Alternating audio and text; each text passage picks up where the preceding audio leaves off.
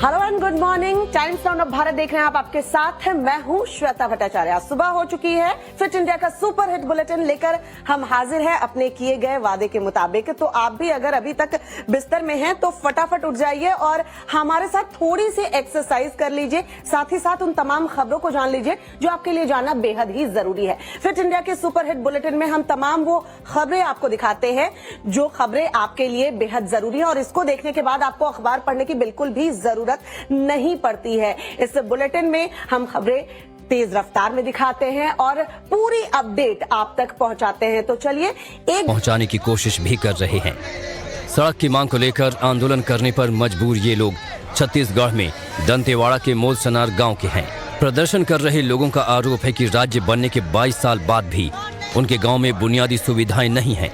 यहां तक कि सड़क भी अब तक नहीं पहुंची है। नाराज लोगों ने सभी दलों के नेताओं पर झूठे आश्वासन देने का आरोप भी लगाया है। सभी से मिले कि उन्होंने कहा कि हम आपका काम करेंगे, पर आज तक आश्वासन नहीं दिया जा रहा। हम लोग के साथ एक गुमराह, मतलब हम लोग को पर गुमराह करके रखे है सर। शहरी इलाके से लगे इस गांव में सड़क की मांग लंबे अरसे से चल रही है। लोगों के मुताबिक 6 करोड़ की लागत से करीब 9 किलोमीटर पक्की सड़क बनाने का काम अक्टूबर 2018 से शुरू हुआ था, लेकिन आज तक पूरा नहीं हुआ। लिहाजा लोगों ने साफ कर दिया है कि जब तक रोड नहीं बनेगी तब तक वोट भी नहीं डाले जाएंगे। सबसे पहले बोलेंगे कि वोट देंगे, लेकिन सबसे पहले रोड बना दो। रोड नहीं बनाओगे तो हम अपने पास आओ बीमार। तो चलिए, इस प्रदर्शन के बाद शायद चुनावी साल में छत्तीसगढ़ सरकार की नींद टूटे और लोगों को, गांव के लोगों को यहाँ पक्की सड़क शायद मिल जाए। और वो कन्वर्जन कराने का दबाव इस पे लगातार वो और उसके परिवारजन लड़की के वो बना रहे थे। पुलिस के पास फिलहाल तहरीर नहीं पहुंची है और पुलिस तहरीर मिलने का इंतजार कर रही है। किसी व्यक्ति पर आरोप लगाते हुए अभी तक कोई तहरीर प्राप्त नहीं हुई है। यदि परिवारजन के द्वारा कोई तहरीर प्रस्तुत की जाती है तो तदनुसार विधिक कार्यवाही अमल में लाई जाएगी।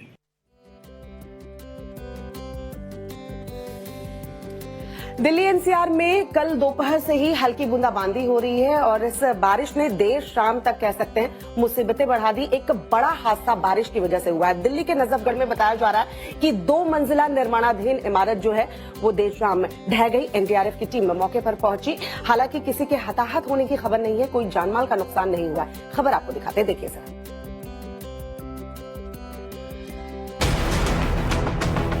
दिल्ली के नजफगढ़ में बारिश के बाद बड़ा हादसा होने से बच गया। तूड़ा मंडी इलाके में निर्माणाधीन इमारत की पहली और दूसरी मंजिल भरभरा कर गिर गई। हादसा होते ही चारों तरफ चीख पुकार मच गई। आनन फानन में पुलिस और दमकल की गाड़ियां मौके पर पहुंची। एनडीआरएफ की टीम भी कुछ वक्त के बाद ही मौके पर पहुंच गई, लेकिन गनीमत ये रही कि इस हादसे में कोई भी गंभीर रूप से जख्मी नहीं हुआ। एक मजदूर को मामूली चोट आई है। मेजर इंजरीज हैं नहीं, माइनर इंजरी कोई रॉकी रॉय था एक मजदूर, उसको पहले से निकाल लिया गया था। एमसीडी और ये जो लोकल पुलिस है इसके द्वारा निकाला जा चुका था। टीम ऑलरेडी मौके पहुंच चुकी है और जो बेसिक सर्च है वो सर्च कंप्लीट की जा चुकी है। इसमें कोई अभी विक्टिम ट्रैप होने की कोई संभावना है नहीं। बताया जा रहा है कि इमारत के पिलर बेहद कमजोर थे जो जरा सी बारिश भी झेल नहीं पाए। यदि ये इमारत खड़ी हो जाती तो भविष्य में बड़े हादसे की वजह बन सकती थी। चलो, गनीमत ये रही कि हादसे के वक्त ज्यादा लोग वहां पर मौजूद नहीं थे और जो मजदूर मौजूद थे वो भी सुरक्षित बताए गए हैं। लेकिन इतने खुशकिस्मत बहादुरगढ़ में रेहड़ी लगाने वाला परिवार जो है वो नहीं रहा। दरअसल एक रईस जादे ने छोले भटूरे की रेहड़ी लगाने वाले एक रेहड़ी को किस तरीके से टक्कर मारी, पूरा अपडेट हम आपको दिखाते हैं, देखिए सर। बहादुरगढ़ में तेज रफ्तार का कहर देखने को मिला। एक ब्रेजा कार ने छोले भटूरे के ठेले को टक्कर मार दी। इस हादसे में यूपी के सिद्धार्थनगर के रहने वाले महेश और सोमनाथ की मौके पर ही मौत हो गई। दोनों लोग काम खत्म कर घर वापस लौट रहे थे। तो जैसे कोई गाड़ी वाला ठोक दिया उनको, तो सारे सामान चार थे, 2 इस पार हो चुके, तो 2 को वहाँ सिविल में वहाँ ले गए, क्या नाम है, रोहतक ले गए हैं। रेहड़ी को टक्कर मारने के बाद कार ने दूसरी कार और एक साइकिल सवार को भी रौंद दिया। इस हादसे में 2 लोग गंभीर रूप से घायल भी हुए हैं। हादसे की जानकारी मिलते ही पुलिस मौके पर पहुंची और दोनों घायलों को पीजीआई रोहतक भेजा गया। ब्रेजा गाड़ी है वाइट कलर की, जिसने ये सोमनाथ और महेश नाम के 2 व्यक्ति थे। उन्हें 7 व्यक्ति और थे जिनको पीजीआई रेफर किया गया है। फिलहाल कार और चालक का पता नहीं है, लेकिन पुलिस सीसीटीवी फुटेज की जांच कर रही है। तो बहादुरगढ़ में जो हादसा हुआ उसकी तेज आवाज बताई जा रही है कि लोगों ने वहां पर सुनी। हालांकि दिल्ली एनसीआर में भी लोग तेज आवाज सुन रहे हैं, लेकिन वो बादलों की गड़गड़ाहट की है। जी हाँ, कल ही देर भावना है। बारिश के साथ सर्दी भी बढ़ी है। हालांकि मौसम विभाग ने कहा है कि मौसम का मिजाज ज्यादा नहीं बदलेगा, लेकिन उत्तर भारत में लोगों को घने कोहरे की मार झेलनी पड़ सकती है।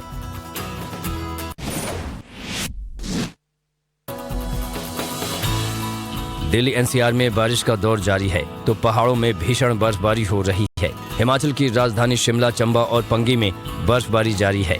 टूरिस्ट इस मौसम का जमकर लुत्फ उठा रहे हैं। बर्फ से लदे पहाड़ों और घरों पर जमी बर्फ के वीडियोस सोशल मीडिया पर खूब वायरल हो रहे हैं।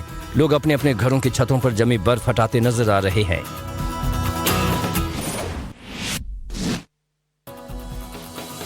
देर रात बर्फबारी का ये वीडियो हिमाचल के लाहौल स्पीति का है।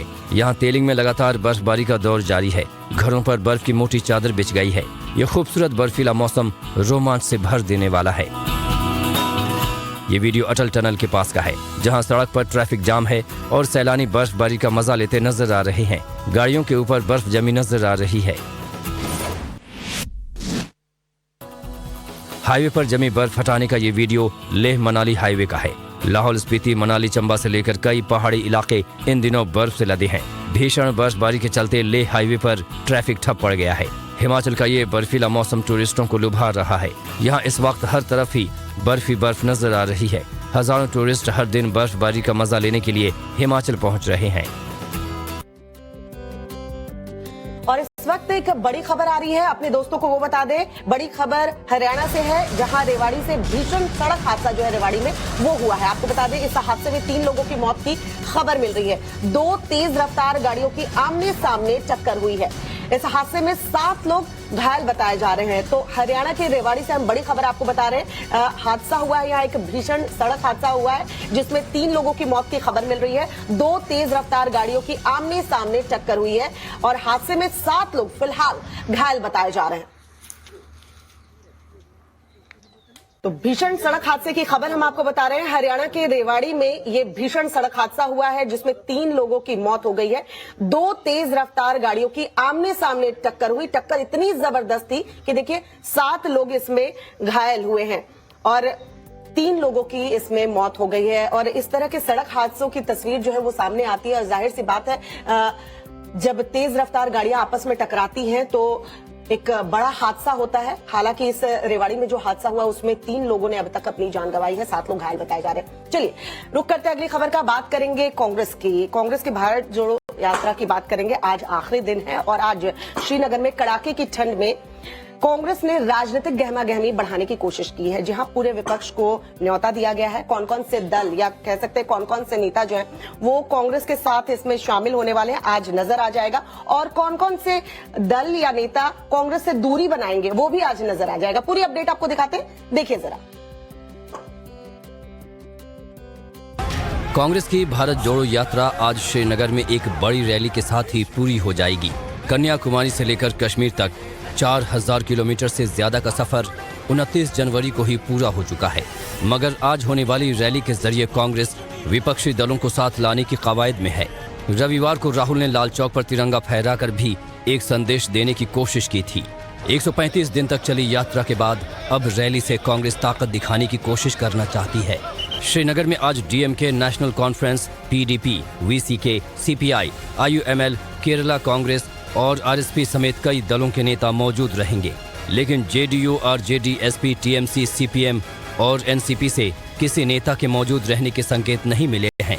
ऐसे में विपक्षी एकजुटता के दावों की पोल भी खुलती नजर आ रही है। हालांकि कांग्रेस और राहुल गांधी ने भारत जोड़ो यात्रा को सफल बताया है और भविष्य में बेहतर करने का सपना भी अब पार्टी के नेता देखने लगे हैं। श्रीनगर से सैकड़ों मील दूर प्रवासी भारतीयों ने हल्ला बोला है। जी हां, बीबीसी की विवादित डॉक्यूमेंट्री को लेकर लंदन में प्रवासी भारतीयों ने हंगामा किया है, प्रदर्शन किया गया है। दरअसल भारत में बीबीसी की विवादित डॉक्यूमेंट्री को लेकर खूब हंगामा मच चुका है। अब लंदन में भी जो है भारत के जो लोग हैं वहां प्रदर्शन कर रहे हैं। पूरी खबर अपडेट के साथ। हाथ में बैनर पोस्टर लेकर सड़कों पर निकले लोग बीबीसी के खिलाफ प्रदर्शन कर रहे हैं।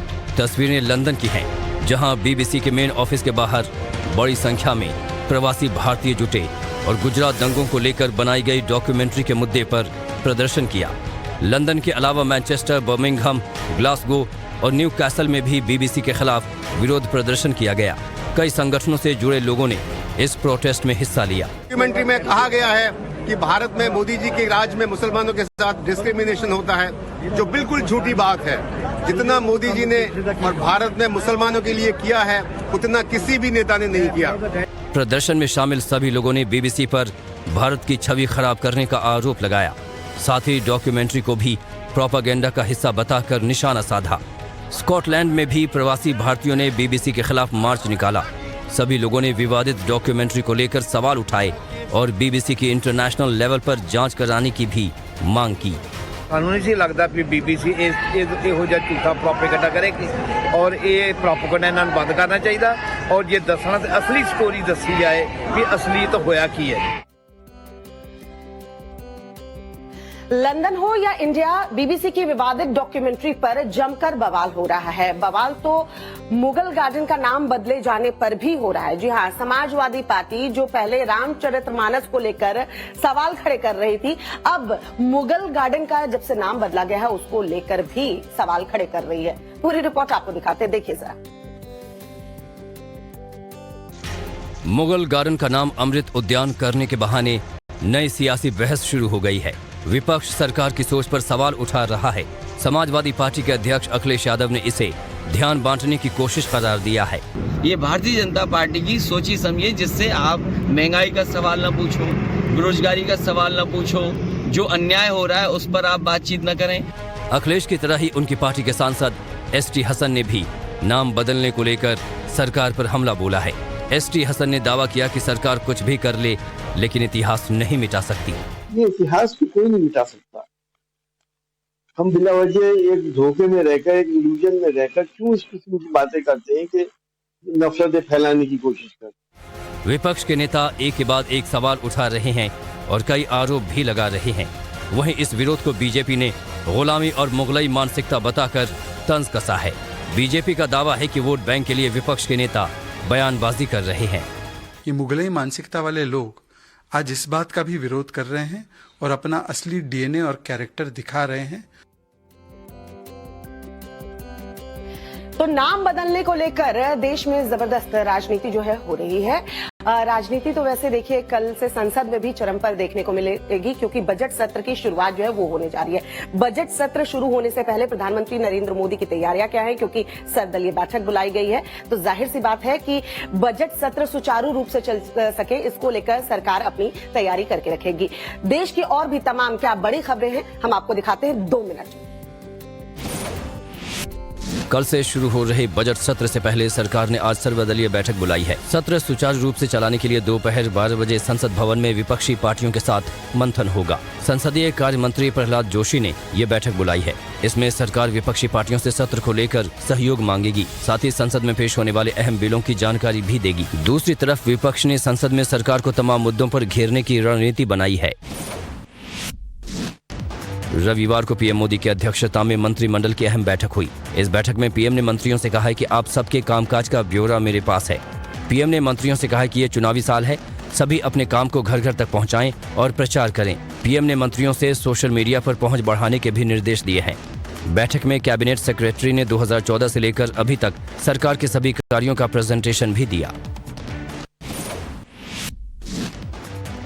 दिल्ली से पकड़े गए खालिस्तानी आतंकियों के बारे में दिल्ली पुलिस ने बड़ा खुलासा किया है। विदेश में बैठे आतंकी गुरपंत सिंह पन्नू ने आतंकियों की दिल्ली में एंट्री कराई थी। पन्नू के इशारे पर ही दीवारों पर खालिस्तानी स्लोगन लिखवाए गए थे ताकि गणतंत्र दिवस के मौके पर माहौल खराब हो। पुलिस ने नारे पेंट करने वाले 2 लोगों को पकड़ा है, जिसमें 2-2 लाख रुपए दिए जाने थे, लेकिन उन्हें सिर्फ 2-2 हजार रुपए ही दिए गए थे। रविवार को राहुल गांधी ने तमाम कांग्रेसी नेताओं के साथ लाल चौक पर तिरंगा फहराया, लेकिन महबूबा मुफ्ती, उमर अब्दुल्ला और फारूक अब्दुल्ला इस मौके पर नजर नहीं आए, जबकि शनिवार को भारत जोड़ो यात्रा में उन्होंने गर्मजोशी के साथ हिस्सा लिया था। बीजेपी ने इस पर सवाल उठाए हैं।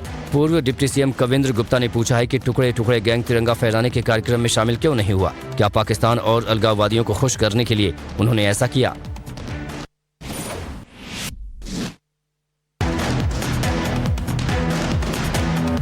नवी मुंबई में एक लकड़ी के कारखाने में भीषण आग लग गई। आग का तांडव इतना भीषण था कि आसपास के इलाके में अफरा तफरी मच गई। आग की लपटें काफी दूर से दिखाई दे रही थीं।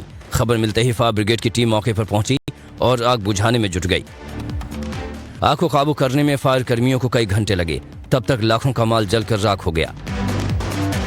गनीमत रही कि आग आसपास के इलाके में नहीं फैली, वरना बड़ा हादसा हो सकता था। संसद का वैसे तो हर सत्र हंगामेदार रहता है और इस बार बजट सत्र की शुरुआत जब होगी तो ये भी उम्मीद की जा रही है कि इस बार भी हंगामा खूब होगा संसद के भीतर, लेकिन संसद के बाहर भी जबरदस्त हंगामा हो रहा है। गांधी गोडसे फिल्म को लेकर बवाल मचा हुआ है। बीएचयू के छात्रों ने क्या बवाल काटा है, दिखाते हैं आपको। पठान की आंधी में फिल्म गांधी गोडसे एक युद्ध की बात ही नहीं हो रही। हालांकि सिनेमा घरों में राजकुमार संतोषी की ये फिल्म भी रिलीज हुई है। वाराणसी में बीएचयू के छात्र पठान का विरोध कर फिल्म गांधी गोडसे एक युद्ध को देखने पहुंचे और कहा कि सही इतिहास का ज्ञान होना बेहद जरूरी है। काशी हिंदू विश्वविद्यालय के तमाम छात्र इसे देखने आए हैं और अपने इतिहास को जानने आए हैं कि किन किन पहलुओं से हमें वंचित किया गया और किन किन इतिहासों से हमें छुपाया गया। फिल्म को देखने के लिए बड़ी संख्या में बीएचयू के छात्र पहुंचे थे। फिल्म के समर्थन में बाइक रैली भी निकाली गई और नारेबाजी भी की गई। छात्रों ने कहा कि गांधी की हत्या किन कारणों से की गई, ये जानने का उन्हें पूरा हक है। गोडसे ने अगर कोई कदम उठाया है तो उसके पीछे के पूर्वाग्रहों और उसके पीछे का जो गोडसे ने जो कदम उठाया उसके पीछे की वजह क्या रही थी वो इस फिल्म में बताया जा रहा है कि दिखाया गया, और उसी को जानने और देखने के लिए जो यहाँ के बीएचयू के जो स्टूडेंट हैं वो यहाँ पर पहुंचे हुए। बीएचयू के छात्रों ने कहा कि गांधी गोडसे एक युद्ध फिल्म का विरोध होना ही नहीं चाहिए और फिल्म का विरोध करने वाले वही लोग हैं जो सही इतिहास सामने नहीं आने देना चाहते। हर बात पर बवाल, हर बात पर हंगामा। अब तो मानो आदत सी हो गई है कि हम मानो हंगामे का भी इतिहास लिख देंगे। हालांकि कल दिल्ली की सड़कों पर एक ऐतिहासिक परंपरा बारिश के बीच निभाई गई, जिसमें राष्ट्रपति द्रौपदी मुर्मू और प्रधानमंत्री नरेंद्र मोदी जो है शामिल हुए। बीटिंग द रिट्रीट सेरेमनी की आपको तस्वीरें दिखाते हैं, देखिए।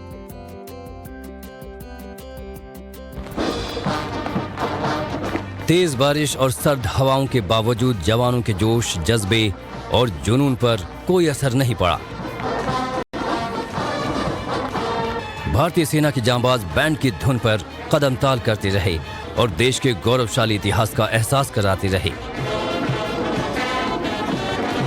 दिल्ली के विजय चौक पर बीटिंग द रिट्रीट समारोह में राष्ट्रपति द्रौपदी मुर्मू, प्रधानमंत्री नरेंद्र मोदी और रक्षा मंत्री राजनाथ सिंह समेत कई हस्तियां मौजूद रहीं।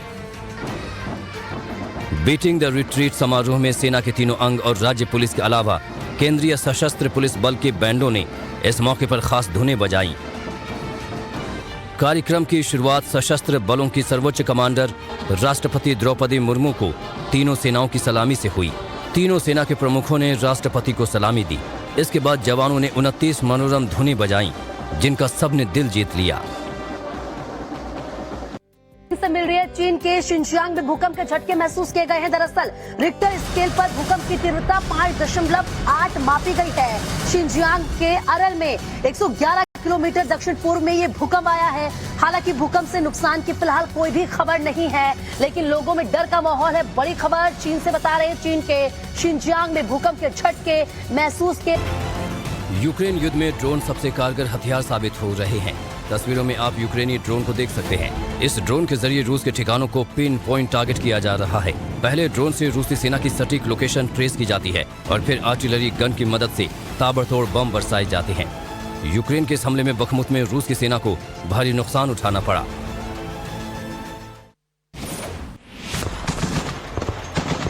बखमुत में रूस और यूक्रेन की सेना के बीच घमासान युद्ध हो रहा है। आमने सामने की लड़ाई में दोनों देशों की सेनाओं को भारी नुकसान उठाना पड़ रहा है।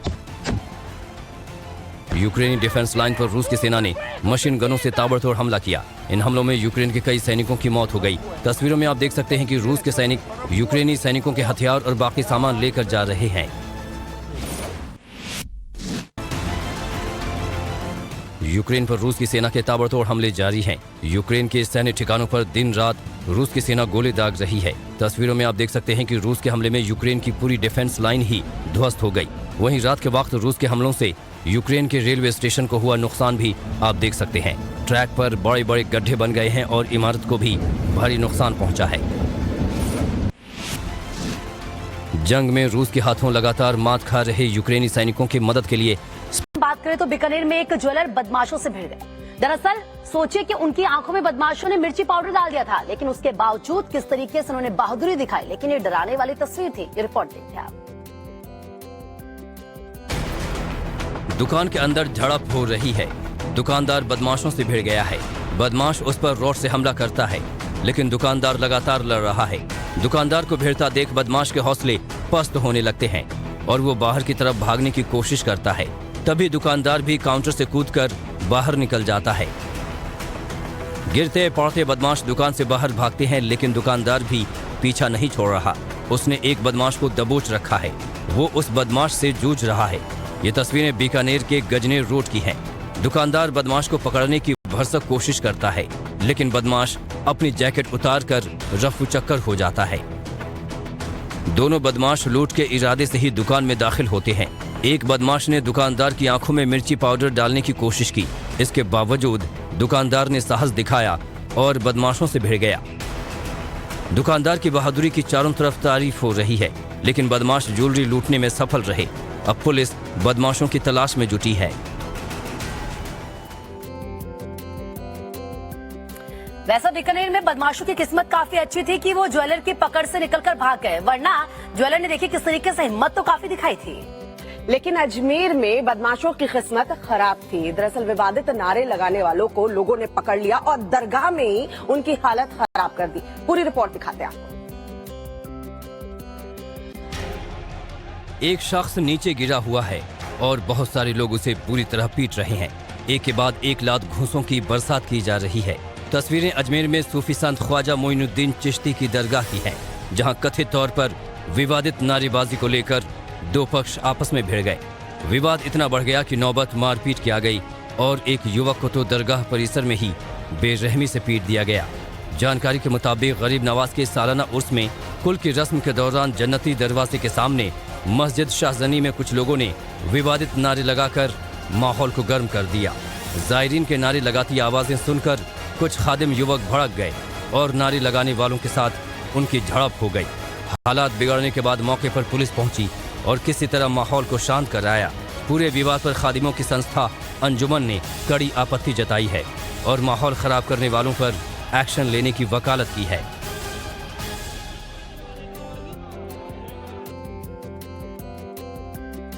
रविवार के दिन दरगाह में काफी भीड़ थी और ऐसे में विवादित नारेबाजी करने के बाद हालात वहां तनावपूर्ण हो सकते थे। हालांकि लोगों ने विवादित नारेबाजी करने वाले को पकड़ लिया। वैसे रविवार के दिन की अगर बात करें तो इंडिया के लिए बहुत अच्छा था, बहुत शानदार था। और क्या कुछ गुड न्यूज आई है स्पोर्ट्स जगत से हमारे लिए, देखिए आप।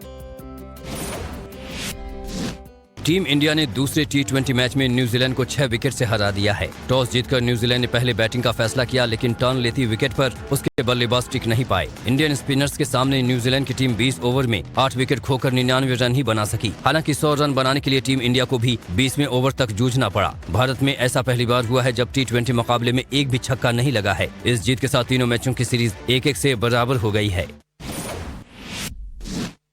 भारत न्यूजीलैंड के बीच खेला गया दूसरा टी20 मैच पूरी तरह स्पिनरों के नाम रहा। युजवेंद्र चहल, दीपक हुड्डा, वाशिंगटन सुंदर और कुलदीप यादव के सामने न्यूजीलैंड के बल्लेबाज खुलकर नहीं खेल पाए।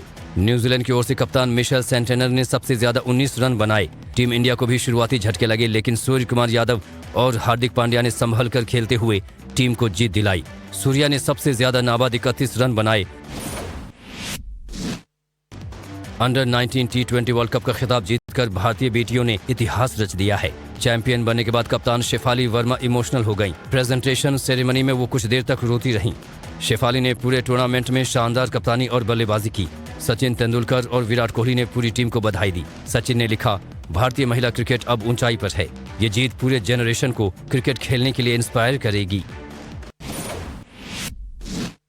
बीसीसीआई ने वर्ल्ड चैंपियन महिला अंडर 19 टीम और सहयोगी स्टाफ को 5 करोड़ रुपए इनाम की घोषणा की है। बीसीसीआई सचिव जयशाह ने ट्वीट किया कि भारत में महिला क्रिकेट आगे बढ़ रहा है। मुझे पूरी टीम के लिए पुरस्कार की घोषणा करते मोदी ने भी अंडर 19 महिला टीम को जीत की बधाई दी। पीएम ने ट्वीट किया कि आपकी सफलता कई उभरते हुए क्रिकेटरों को प्रेरित करेगी। सीएम योगी ने भी बेटियों को बधाई दी है।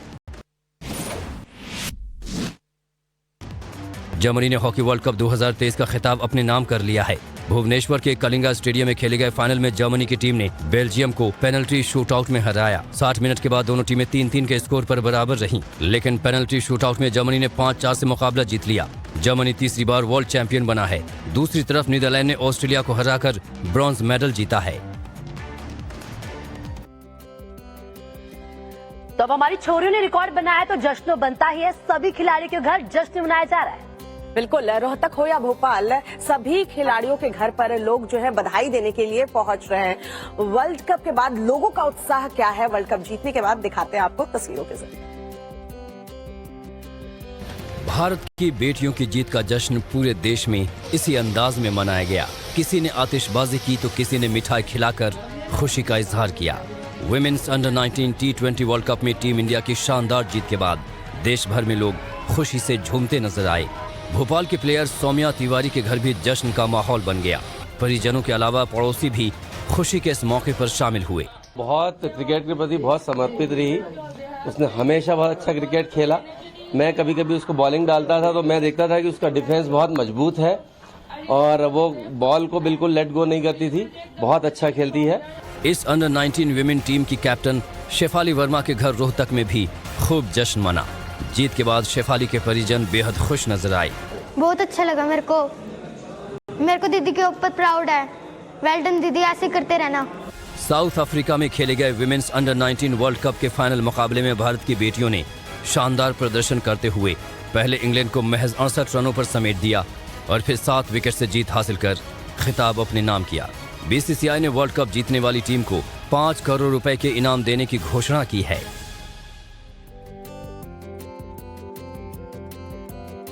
और खबर ये मिल रही है कि वर्ल्ड कप जीतने वाली बेटियों को टीम इंडिया ने अपने ही अंदाज में बधाई दी है।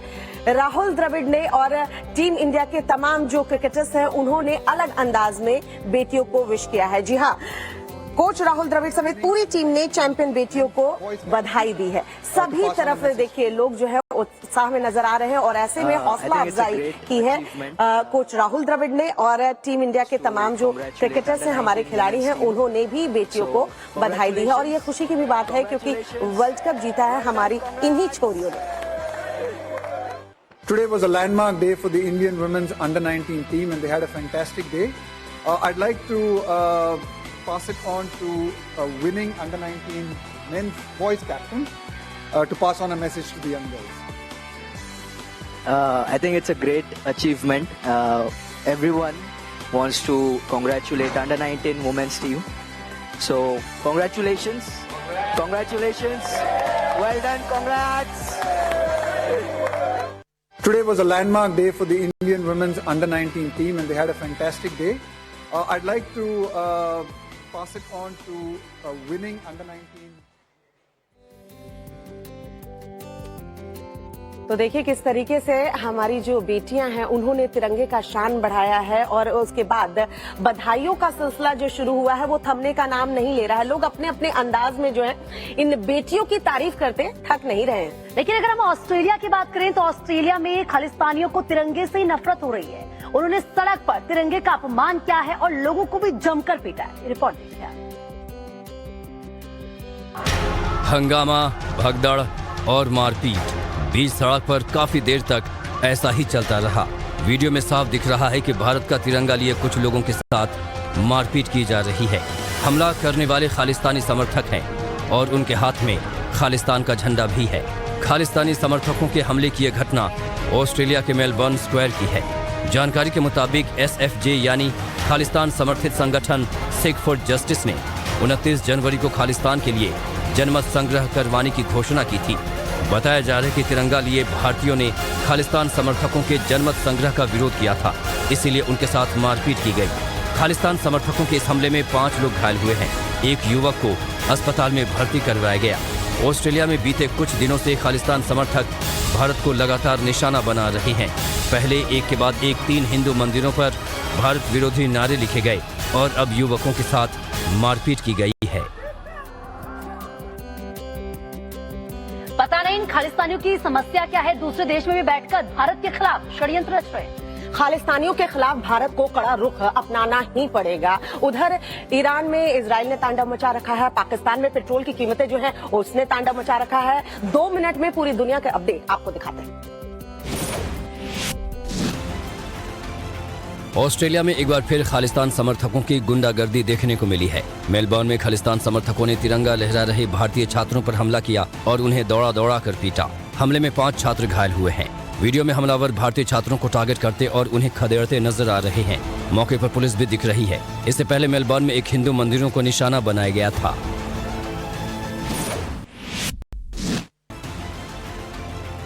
रविवार को ईरान के सैन्य ठिकानों पर ड्रोन से हमला किया गया। दावा किया गया है कि हमला इजराइल ने किया है। इस्फहान में एक सैन्य ठिकाने पर ड्रोन हमले को ईरानी सेना ने नाकाम कर दिया, जबकि 2 ड्रोन फायरिंग के बाद वापस लौट गए। ड्रोन से ईरानी डिफेंस मिनिस्ट्री के गोला बारूद प्रोडक्शन और कई सैन्य अड्डों को निशाना बनाया गया। काउंटर अटैक के लिए ईरान के डिफेंस सिस्टम भी रेडी टू अटैक मोड में है। स्पेन इन दिनों सफेद संकट से जूझ रहा है। भारी बर्फबारी से कई इलाकों में जिंदगी मुश्किल हो गई है। ट्रामुंटाना के पहाड़ी इलाके के पास बंद सड़कों को खोलने के लिए कड़ी मशक्कत करनी पड़ी। स्पेन के कई इलाकों में 600 मीटर से भी ज्यादा बर्फ गिरी है। हालांकि बड़ी संख्या में पर्यटक इस बर्फबारी का आनंद लेने भी पहुंच रहे हैं। लोगों का कहना है कि क्लाइमेट चेंज के बाद बर्फ बहुत कम पड़ रही है, इसलिए हम बर्फबारी का आनंद लेने आए हैं। तो पेरिस का है। चाइनीज लूनर न्यू ईयर के मौके पर पेरिस में ये जुलूस निकाला गया। चीनी मूल के लोग परेड में अलग अलग करतब दिखाते नजर आए, जिसे देखने के लिए सड़क पर हजारों लोगों का हुजूम उमड़ा। कोविड संकट से जूझ रही पाकिस्तानी अवाम को शहबाज सरकार ने एक और बड़ा झटका दिया है। सरकार ने पेट्रोल और डीजल की कीमतों में 35 रुपए प्रति लीटर की बढ़ोतरी कर दी है। ये फैसला पाकिस्तानी रुपए के गिरने के बाद लिया गया है। पेट्रोल डीजल की कीमतों की मार सीधे आम आदमी पर पड़ेगी। राशन और रोजमर्रा की चीजों के रेट और ज्यादा बढ़ेंगे। पाकिस्तान के वित्त मंत्री ने कहा है कि तेल और गैस की कीमतों में ये बढ़ोतरी अधिकारियों की सिफारिशों के आधार पर की गई है। और चलिए अब आपको बताते हैं आज की बड़ी खबरें जिन पर दिन भर हमारी नजरें बनी रहेंगी। जी हाँ, बजट सत्र से पहले आज एनडीए की बड़ी बैठक होनी है। बजट सत्र में पेश होने वाले विधेयकों पर चर्चा होनी है। कांग्रेस की भारत जोड़ो यात्रा का आज आखिरी दिन है। श्रीनगर में राहुल के मंच पर जुटेंगे कई विपक्षी नेता। श्री कृष्ण जन्मभूमि विवाद पर आज 2 मामलों में सुनवाई होनी है। फास्ट ट्रैक कोर्ट और सिविल जज की कोर्ट में सुनवाई है। लव जिहाद और धर्मांतरण पर बने कानूनों के खिलाफ सुनवाई। राज्यों के कानून के खिलाफ याचिका पर सुप्रीम कोर्ट में सुनवाई। जम्मू कश्मीर उत्तराखंड में भारी बारिश, बर्फबारी का अलर्ट। पंजाब हरियाणा दिल्ली यूपी में भी बारिश की आशंका। तो ये वो तमाम अहम खबर है जिस पर आज दिन भर हमारी नजर बनी रहेगी। और फिलहाल के लिए फिट इंडिया के सुपर हिट बुलेटिन में आज के लिए बस इतना ही।